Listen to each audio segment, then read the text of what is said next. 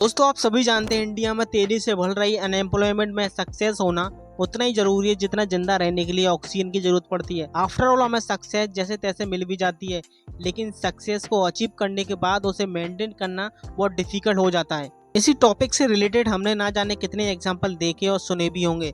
I am talk to missing singers like Shaan, Sunidhi Chauhan और जुबिन नौटियाल। और last वाला मेरा सबसे फेवरेट है, गुरु रंधावा। इन सिंगर्स का एक टाइम था कि इंडियन फैंस को अपने गानों पर डांस करने पर और गाना गाने पर मजबूर कर देते थे, लेकिन ये सब सिंगर साला ऐसे गायब हुए जैसे इनके पीछे कोई शेर आ गया हो। अब इन सिंगर्स का टाइम जा चुका है, बिकॉज इन सबका दौर आने में मैं केवल इतना ही कह सकता हूँ, लेकिन सिवाय एक सिंगर के, वो है one and only Guru Randhawa. इस पंजाबी सिंगर का टाइम आ चुका है, ये सब तो आप भी जानते हैं। इन दिनों गुरु भाई का सॉन्ग लक कतल बहुत ही अच्छे तरीके से बूस्ट हो रहा है। गुरु के इस सॉन्ग ने बता दिया कि वो भी किसी बादशाह और हनी सिंह से कम नहीं है। वैसे ये बात बताने की जरूरत बिल्कुल भी नहीं थी, क्योंकि आप लोगों ने ना जाने इस गाने पर कितने रील बना चुके हैं जिसकी कोई हद ही नहीं है। बिकॉज ये सॉन्ग सोशल मीडिया के हर प्लेटफॉर्म पर जोरों शोरों से वायरल हो रहा था। उसकी यही बजाय इस गाने पर अब तक 115 मिलियन व्यू आ चुके हैं। ये सॉन्ग आने के बाद गुरु भाई के फैंस भी बहुत खुश हैं। अब टेंस होने की बात बिल्कुल नहीं है, वो इसलिए कि अब हमारा पंजाबी मुंडा अपने फॉर्म में आ चुका है। सन 1991 में 30 अगस्त को गुरु का जन्म पंजाब के गुरदासपुर में एक मिडिल क्लास फैमिली में हुआ था। 90s के जमाने में केबल और डिक्स जैसा कुछ भी नहीं हुआ करता था, लेकिन कलरफुल टीवी जरूर हुआ करती थी। उन पे केवल एक ही चैनल आता था और वो था दूरदर्शन। गुरु जब 4 साल की उम्र में यही चैनल पर 90s के गानों को सुनकर उन्होंने डिसाइड किया था कि मैं भी एक दिन टीवी पर गाना जरूर गाऊंगा। गुरु ने अपने सपनों की तरफ पहला कदम रखा। स्कूल में जब वो 3 स्टैंडर्ड में थे तब उन्होंने पहली बार सिंगिंग कंपटीशन में पार्टिसिपेट किया था। गुरु उस कंपटीशन में 3rd पोजीशन पर आए थे। इस बात से गुरु बहुत खुश थे। उन्होंने इसी बात से डिसाइड किया था कि मैं भी सिंगर बनूंगा। गुरु अपने बचपन से सिंगिंग के लिए बहुत पैशनेट थे। जैसे जैसे गुरु को अपनी सिंगिंग के लिए और भी दीवानगी बढ़ने लगी तो सिर्फ उन्होंने 7 साल की उम्र में ही गाना लिखना स्टार्ट कर दिया था। गुरु वैसे भी पढ़ने में बहुत अच्छे थे, अपने स्कूलिंग के साथ साथ अपने सपनों पर भी ध्यान देते थे और उनके पेरेंट्स भी बहुत सपोर्टिव थे। वो उनसे ऐसा कुछ करने को नहीं कहते थे जिससे उनके सपनों को लेकर कोई प्रॉब्लम आए। और गुरु में इतना टैलेंट था कि वो छोटी छोटी चीज पर ही सॉन्ग बना देते थे, लाइक टेबल, चेयर, बल्ब। और जो बात मैं अपने मन से नहीं कर रहा, उन्होंने पॉडकास्ट के दौरान अपने मुंह से ये बात कही। गुरु ने अपनी 12th क्लास तक की पढ़ाई गुरुदासपुर के स्कूल से ही की थी और फिर उन्हें आगे की पढ़ाई करने के लिए पंजाब से दिल्ली आना पड़ा। अब तक गुरु की सिंगिंग और भी अच्छी हो चुकी थी, लेकिन हमारा भाई सही मौके का इंतजार कर रहा था। गुरु के लिए दिल्ली एब्सोल्युटली नहीं थी, लेकिन धीरे धीरे उसमें एडजस्ट हो रहे थे और उन्होंने अपनी ग्रेजुएशन दिल्ली के कॉलेज से ही की थी। लेकिन कमाल की बात यह थी, गुरु के ग्रेजुएशन के खत्म होने तक गुरु ने बहुत सारे गाने लिख लिए थे। वो अपनी सिंगिंग की बारीकियों पर काम कर रहे थे।